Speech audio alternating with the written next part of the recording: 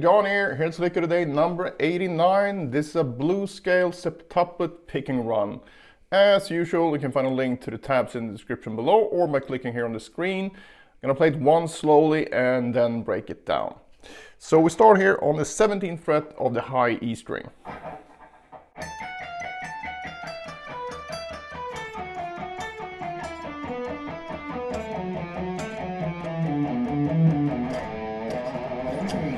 Right, so this one is based on the B blues scale, and if you don't know, the blues scale is just like a minor pentatonic, but we add the flat 5. So, but instead of playing it in a handy position like this, which is great for phrasing stuff, we're actually gonna do it 3 notes per string, which will make it way easier to get up to this kind of speed if that's what you're after.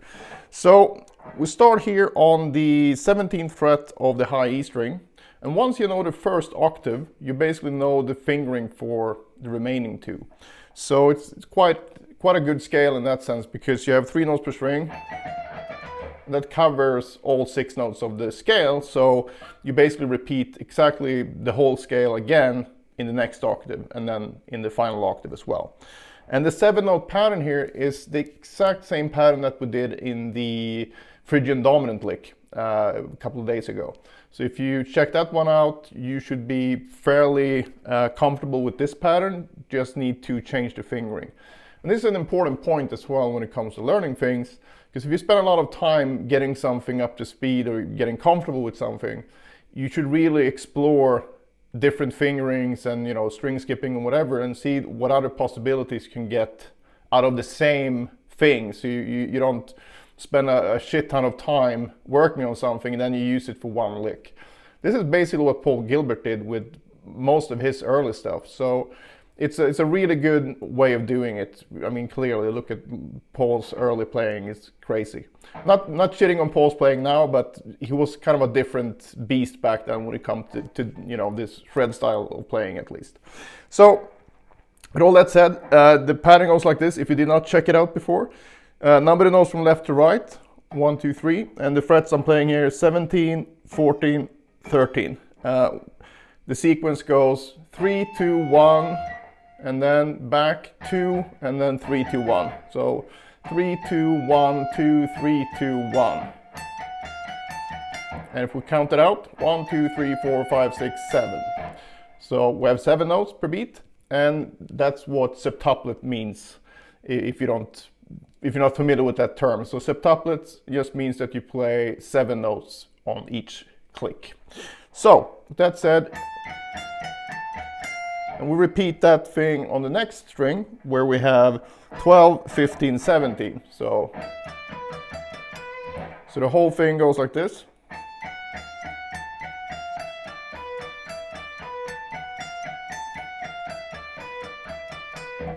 And as you notice here, I'm alternate picking, starting with a downstroke,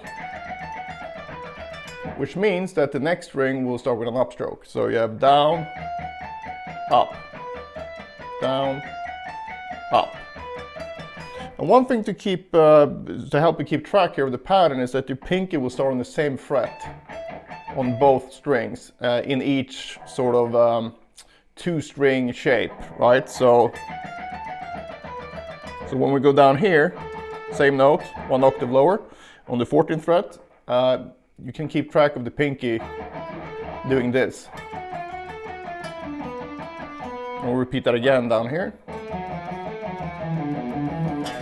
So you have the A note here, which is the flat 7. So A, E, A, E, A, E. So you can keep track of that. It's way easier to play this faster. So because this initial skip can feel a bit daunting at first. So just make sure that you stick around for the whole video, because I'm going to share some practice tips as well. So if you find that you have an issue with this jump, I'm going to show you how to practice it. All right, so the whole thing then from the beginning, it goes like this.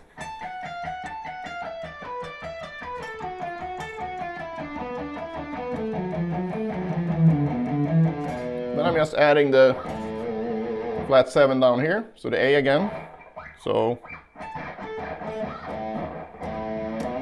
and then back to the root. And obviously you can do whatever you want here, and you can break it up. You don't need to go all the way down. You can just take this first initial thing, repeat that. So just make sure that you make it your own, because this could have gone, you know, several different ways.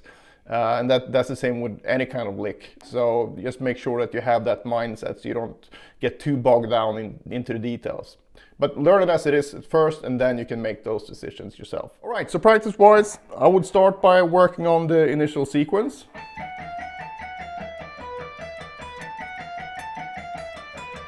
Just move that up. Move it up and down the fretboard, but again, be a bit more careful down here because it gets kind of stretchy after a while. And I would also make sure to do that on all the string groups, obviously. Not only the ones we're playing here, but also start on the D string, for example. So now I'm changing keys, but I'm still playing the same pattern. So do that, and if you want to do it between the G and B string, you need to compensate for the B string. It's not that bad. So just repeat that all over the fretboard. That's a really good picking exercise. But to get over this this part, it's a really good thing to start on the B string, but start with an upstroke if you want to keep the picking the same as the overall lick. And then you just go between the B and G string, like this.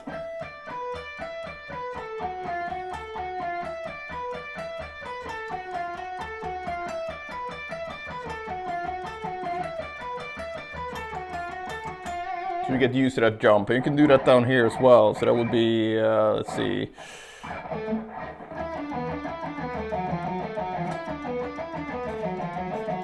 That one is not as big of a problem though, it's just 2 frets, the other one is 3 frets. Another thing, if you practice really slowly,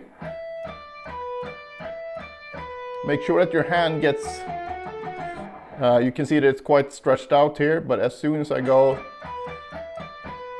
do this, because if you do that, you're gonna notice that you don't need to jump as much, because if you keep your pinky here, you really have to go 3 frets. But if you go like this, whoops, then you will have much less of a skip. And this is quite impossible to control at a high speed, so you need to program that into your technique by working on it slowly. So you have, you know, time to really focus on that. So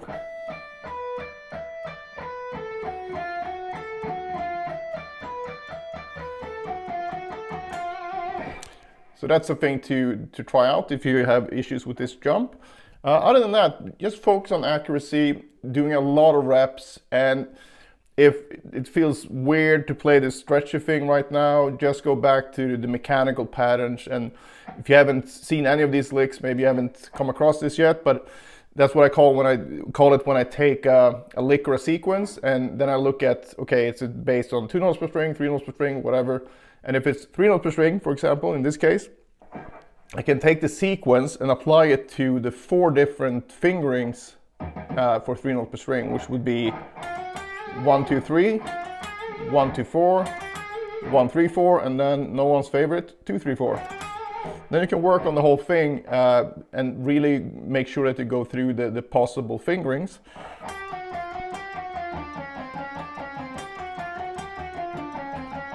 One, 2, 4. I like to do 2 reps of these. 1, 3, 4. 2, 3, 4.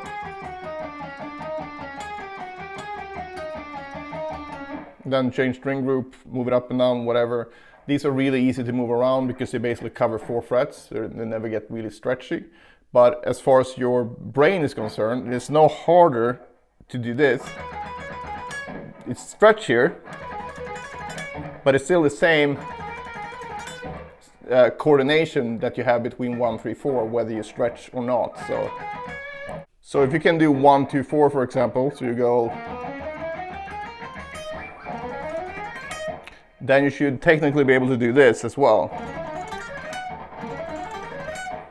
Even though that's way stretchier, your brain doesn't look at this thing and think like, oh, it's different frets, it must be a different thing. It's kind of like if you think of a violinist, it's no harder for them to do this than what it is to do this. I mean, at some point it's going to be harder because you have to stretch too much.